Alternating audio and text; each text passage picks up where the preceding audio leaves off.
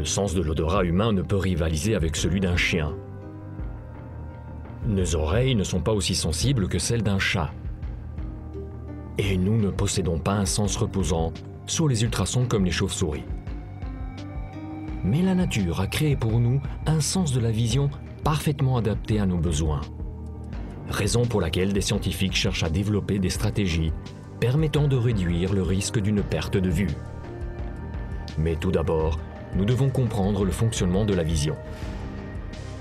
Afin que nous puissions voir un objet, la lumière doit être réfléchie par cet objet et pénétrer dans nos yeux. La lumière est focalisée sur la rétine, où divers types de cellules servent de capteurs, enregistrant mouvements, couleurs et formes.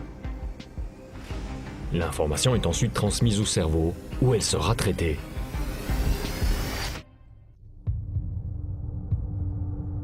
C'est à ce moment que nous percevons ce que nous voyons. Une voiture, de la nourriture, une personne que nous aimons. Michael Fischel a obtenu son doctorat à Bâle en étudiant la vision dans le cadre d'un projet de recherche financé par l'initiative systemx.ch. Sappiamo che riusciamo a vedere grazie ad almeno 60 tipi diversi di cellule all'interno del nostro occhio. Ognuno di queste cellule ha un ruolo differente. Alcune individuano i colori, altre individuano le forme e ci sono almeno 7 tipi diversi di cellule che sono coinvolte nella registrazione del movimento. Ma la realtà è che sappiamo veramente poco su come queste cellule funzionano all'interno del nostro occhio. Pire encore, nous ne savons pratiquement rien sur la manière dont interagissent ces différents types de cellules nerveuses et le cerveau pour permettre la vision.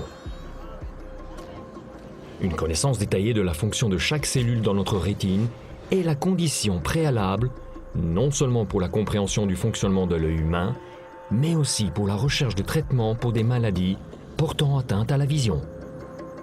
Et surtout pour des maladies liées au vieillissement, de plus en plus fréquentes en raison de l'augmentation de l'espérance de vie. Un exemple en est la maculopathie, conduisant à une détérioration de la vision centrale. L'artiste Edgar Degas était atteint de cette maladie, raison pour laquelle, vers la fin de sa vie, il s'est consacré à la sculpture, une activité qu'il pouvait exercer en faisant avant tout appel à son sens du toucher. Au niveau mondial, on s'attend à ce que la maculopathie touche, d'ici 2020, 196 millions d'individus et, selon certaines estimations, une personne sur 5000 en Suisse. Et un autre exemple est la rétinite pigmentaire, qui au contraire affecte la vision périphérique. On estime qu'en Suisse, une personne sur 7000 souffre de cette maladie. À l'heure actuelle, il n'existe aucun moyen de guérir ces maladies invalidantes.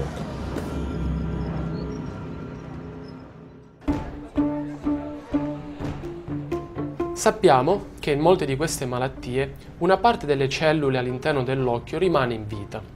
Per poterle utilizzare e riacquistare la capacità visiva, abbiamo bisogno di capire come queste cellule funzionino in condizioni normali e in soggetti con la malattia, ma soprattutto dobbiamo capire come poterle riattivare e renderle funzionanti.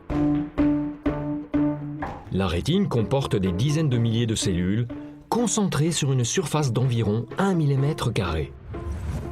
Des chercheurs espèrent élucider le rôle de chacune d'entre elles. À cet effet, ils doivent enregistrer l'activité de cellules nerveuses rétiniennes dans un environnement contrôlé.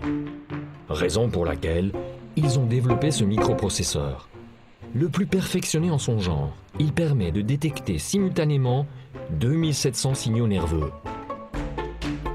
Pour ce faire, les chercheurs doivent avoir accès à une rétine dont la structure est comparable à celle de l'homme.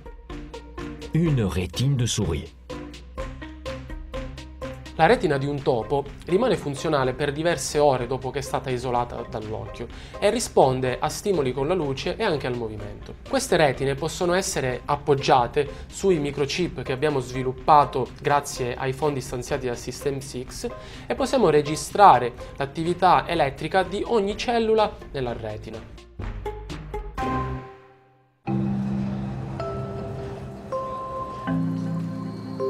Ce genre de recherche exige un savoir-faire technologique permettant de développer des outils de pointe tel que ce microprocesseur, et une collaboration entre spécialistes en biologie, mathématiques et informatique pour maîtriser l'énorme volume de données.